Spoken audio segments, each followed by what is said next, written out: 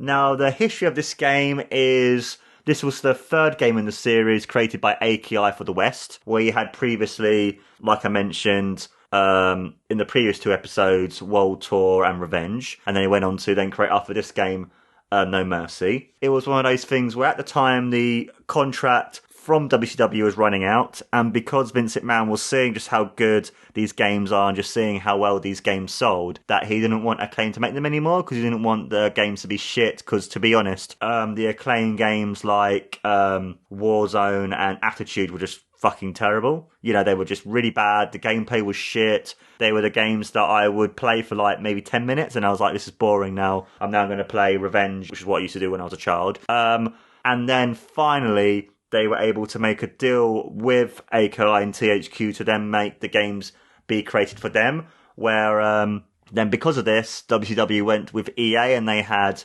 Mayhem and then the really bad Backstage Assault. But for having AKI come over finally to the WWF, the World Wrestling Federation, was just amazing for me. Like, my history to this game was, I remember basically buying, when I was a child, the N64 magazine, where the N64 magazine was kind of like a affiliate kind of thing to what the UK's version of Nintendo Power would be. And that was really cool. And I remember reading through the magazine and then seeing them advertising and mentioning about... and then I can then see them previewing and like mentioning, by the way, AKI is going to be making the WWF WrestleMania 2000.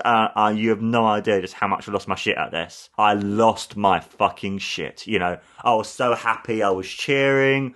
I was going up and down. I was clapping. I was just so happy because finally now the World Wrestling Federation will finally get its amazing game that it deserves, because, you know, the WWF games were... The best was okay. If you maybe had the last in the LGN series of games, they were alright. But most of the games that they had for the World Wrestling Federation were pretty shit, besides the amazing game that is WrestleFest. I mean, and that was only an arcade game. You couldn't ever play it at home. So you only could ever play WrestleFest if you went to like Butlins or somewhere that would have an arcade. Like when I was a child, we used to go to Butlins and used to have a massive arcade and they had a WrestleFest there and I loved playing that game. It was amazing. But now, we WWF fans finally had an amazing game and a great company to make our games for as well. Like, AKI made and still went on to create some amazing wrestling games. You know, like they created these games, Virtual Pro Wrestling 2 at the time of Virtual Pro Wrestling. They created WCW versus the World. They ended up creating Ultimate Muscle, the Def Jam games, for example, and stuff. And you can see just with this amazing company, their massive pedigree that they had to make these amazing games. And I was so happy when I was a child to finally have these games with my WWF superstars. For this game as well, they added so much more compared to Revenge, where with the difference of being a massive evolution between World Tour and Revenge. Now, this was an even bigger leap between Revenge and WrestleMania 2000, where, for example, they finally added in a cage match. They added in triple threat matches, so you're able to have three wrestlers versus each other. You were able to have the ability to have first blood matches, like, and at the time, the WWF had first blood matches, so basically if you ever bled first, you would lose. You were able to also include pay-per-view and King of the Ring modes. The entrances themselves became a lot more of a focus, where you finally had the wrestlers doing their proper poses. You finally had Titantrons, you had full music, that was awesome. You finally had create a wrestler and a belt, like you can create your own wrestler. You could even create wrestlers that look like, even if you wanted to have some of the WCW stars like Hulk Hogan and stuff, because in the game you were able to unlock, as well as in the game with the wrestlers, give them their own moves, and they had a lot of the move sets for people like Hulk Hogan, etc. So you're able to make those wrestlers. There were also double team moves that were added as well. And there was also the Tree of Woe position added to the game as well. So they added in a lot more stuff. Like, even though it might not be as much as was added in from WCW Revenge compared to what it would have been. And I know that might not be as much added as there was between World Tour to Revenge and this one from Revenge, but for the stuff that they added to the game, it was just amazing and just so much more fun. Like, with the gameplay and the content of the game, which was there was a massive shit ton to do. You could do a King of the Ring, so you could do you could do tournaments. You can have it where it's all compete against each other. You can do it where it's yourself against all your friends. So rather than just being like, oh, I'm bored now that other people are playing, you can have like a King of the Ring of 16 people. So each person had to share the controller, but they would wrestle against each other. That was awesome. You could create your own pay-per-view, so you can make it like you can create your own WrestleMania. You can have like this match and this match and this match. The characters themselves are great. Like you had all of the wrestlers who were around at the time. I love the fact you can even create your own belt, so you can make a big gold belt if you wanted to. You can make a winged eagle. You can even make in the game as well the IWGP Championship if you wanted to. It's just amazing just how much you can do. The fact as well they've added in double team moves. So if you are in a tag team with a certain wrestler, you would then do a double team. Like you could do the double power bomb. Like if you were the Acolytes, you could also include the Tree of Woe position as well.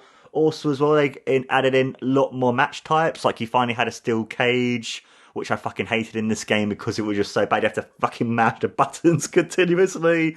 You had a first blood match you included in it, and you just were able to have so many different things in this game, and just to be able to play and have as much content as this game has was just amazing. Each of the arenas were in the game as well. Like you had Raw is War, you had WrestleMania, you had Armageddon, you had Survivor Series, you had this, you had that, you had this, you had that, which you would then be able to then go on and unlock these different arenas as well.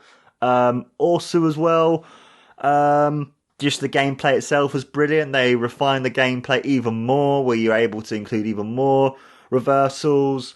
They even had more moves you can do. You can also as well, when you create a wrestler, have him in whatever size you want, whatever gameplay you want him to be. You can have it so he was a pure striker, a grappler, a submission specialist. You know, you can do so many different stuff in this game. It was unreal. And also as well, going back to the design content aspect of it, all the wrestlers looked like themselves. The arenas looked like the arenas. The entrances were so much more elaborate. You finally had all the pyro. You had all this different stuff. Also as well, when you were going through the intertwining here with the career mode, when you had each week, you would go through each of the different events. When you had the beginning of Raw happening, you would have the big pyro and all the Raw music going off and everything just going off and stuff. It was just fucking awesome. You felt like you were playing an episode of Raw is War.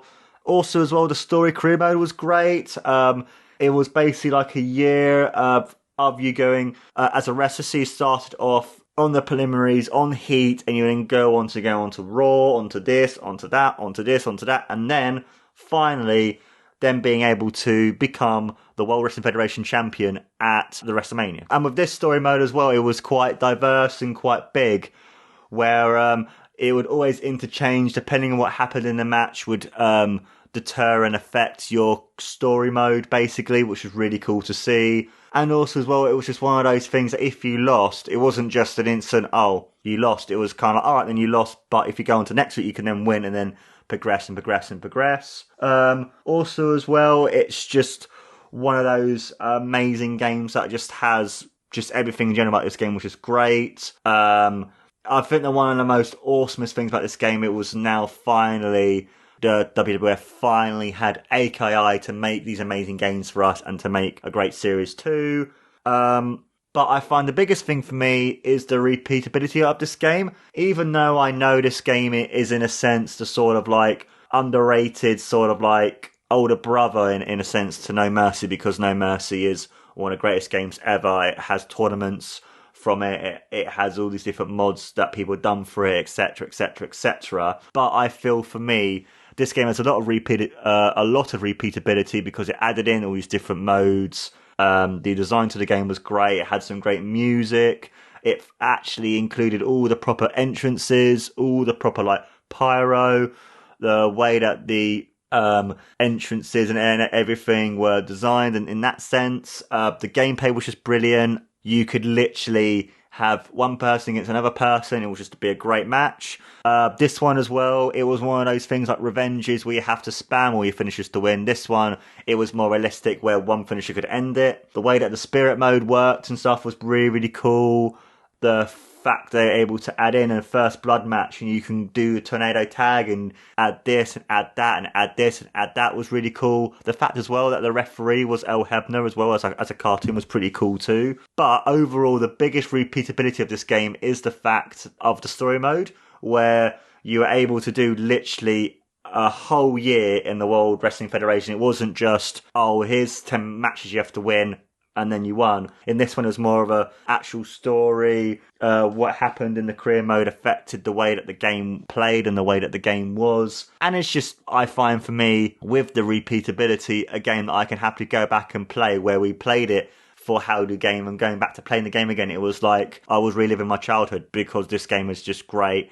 And even though, yes, No Mercy is the pinnacle and Revenge, but more, No Mercy is the pinnacle of what a wrestling game can be, you can see the sort of like, let's say in a sense like in Pokemon, the final evolution before the mega evolution into how a game can play with its repeatability, being that people can still go back and play this game after over 20 years and they still thoroughly enjoy it. Like myself, like I went back and played this game and I still fucking love this game because it is that great and worth its weight in gold and still so much fun to play. And also as well, with the repeatability of the creator wrestler, you could spend hours upon hours upon hours upon hours creating different wrestlers and making yourself as a wrestler. You could even spend even as long creating their moveset to add to the wrestler and stuff as well. It's just really good fun and it has great repeatability. And with my rating for this game, guys, I would have to give this game a massive 5 stars. And the reason I would have to give this game 5 stars is because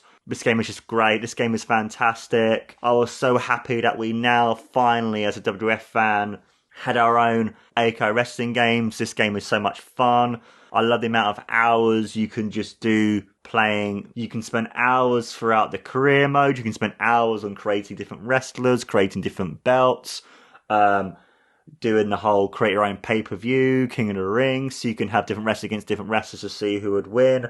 You can even have the CPU against the CPU. That's another great thing about this game as well. Like, you can have CPU versus a CPU and see who would win, so you're able to kind of like, and even as well, like commentate over the matches too, so you're able to be like, oh, it's so cool, we got this guy against this guy, or this guy against this guy. That was even awesome as well. And even though you do have stuff like No Mercy, which in my opinion is a better game, but I still think this game is just fantastic. It still holds up. And with this game being the first game made by AKI for the World Wrestling Federation, you can see just how good AKI are. Even though they've moved from one company to the other company, it didn't stop them from making a great game. It didn't stop them from even making a better game than Revenge. And you can see just how they're able to evolve and make a better game by including full entrances, steel cage, different modes, for example, so it adds so much more to the game. And also as well, it's just one of those games that I can highly recommend to anyone. Even if you don't like wrestling, it's one of those games, same with Revenge and World Tour, and then going on for the next review, No Mercy, of just how when a game is good, even if you don't like the subject matter, you can see why this game is amazing. Because when I played the game with Tony and Chef many moons ago for How Do Game, I can appreciate the fact that they both are like, even though we don't like wrestling, we can see why I like this game up, because it is that much fun and it is worth its 5 stars and it is worth sorting out and playing for yourselves.